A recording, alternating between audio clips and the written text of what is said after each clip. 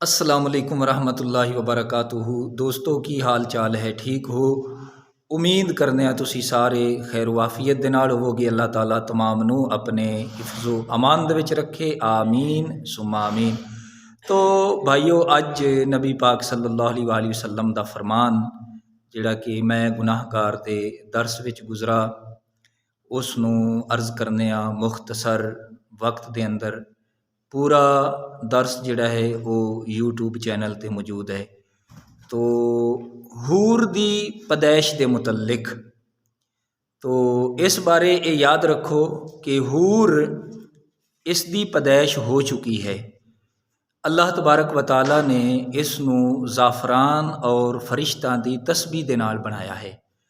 तो आप अलैहिस्सलाम ने फरमाया कि ये फिर हूर जदों हुजूर दे गुलामों कोई भी मियाँ बीवी जदों आपस दे विच लड़ाई झगड़ा करते हैं, उस वक्त वो हूर जिहड़ी अल्लाह तबारक व तआला ने मोमन बंदे नू जन्नत विच अता फरमानी होंदी है, उस वक्त वो हूर अपने शौहर दे नाल लड़न वाली औरत नू ये पुकार के कहती है कि ये अन करीब तेरे तू मेरे कोल आने वाला है, तू इस दे नाल लड़ाई झगड़ा कर रही है, इसने जल्दी मेरे कोल आ जाना है, तेरे कोल इसने हमेशा नहीं रहना।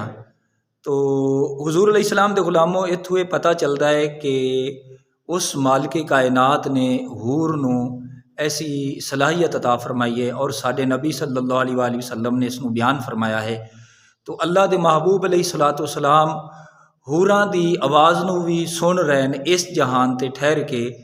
तो आप सल्लल्लाहु अलैहि वसल्लम अपने उम्मतियां दा भी अज दरूदो सलाम समात फरमाते ने। तो उस वक़्त वो हूर कहती है तू इस नाल लड़ाई झगड़ा करनी है, ये अन करीब मेरे को आ जाएगा। तो इत्थों ये भी पता चलता है कि बाज़ दफ़ा जदों मियाँ बीवी लड़ते ने, लड़ाई झगड़ा करते ने, अल्लाह ना करे बाज़ दफ़ा इंज होंदा है कि गवांढियां नू पता नहीं होंदा, आस पास के लोगों नू पता नहीं होंदा, बल्कि इंज कहो कि कदे कदे बच्चियां नू भी पता नहीं होंदा। लेकिन ये हूर जिहड़ी कि जन्नत विच रह रही है उसनू पता है। तो हुजूर दे गुलामों जी, अगर हूर नू रब ताला ने यह सलाहियत अता फरमाई है कि वो जन्नत विचों इस ज़मीन ते लड़ाई झगड़ा करन वाले मर्द औरत दोनों दियां गल्लां सुनदी है, जानदी है, और हूर नू ये भी पता है कि कौन बंदा मेरी मलकीयत विच आवेगा। तो हालांकि ये बंदियां नू नहीं पता, और बल्कि इंज कहो कि सानू नहीं पता कि पता नहीं खात्मा भी साडा ईमान ते होना है या नहीं, लेकिन हर हूर नू जरूर पता है कि फलां बंदे दे मैं अकद विच आवांगी।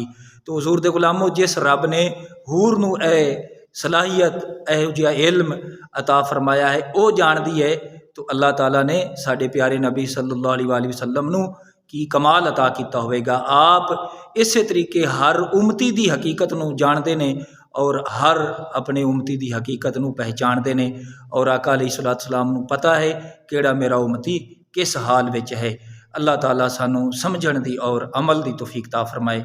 बल्कि इंज कहो कि नबी पाक सल्लल्लाहु अलैहि वसल्लम दे इल्म गैब शरीफ दी ये हदीस पाक बहुत बड़ी ज़बरदस्त दलील है। मज़ीद इस हदीस पाक के बारे अगर तबसरा सुनना हो, यानी मुकम्मल गुफ्तगू, तो इसकी शरह जिहड़ी है वो मेरे यूट्यूब चैनल ते मौजूद है।